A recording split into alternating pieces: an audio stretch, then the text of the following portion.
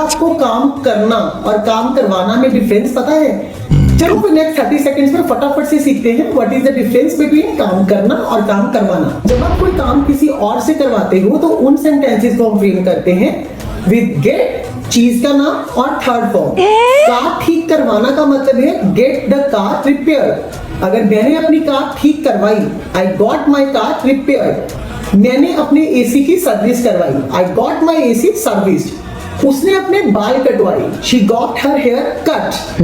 आज से आप काम करवाना वाले सेंटेंसेस को गेट के साथ फ्रेम करो और फटाफट ये वीडियो उन दोस्तों को भेज दो जो मैकेनिक से कार ठीक करवा कर लाते हैं और बोलते हैं I repaired my car. Good luck.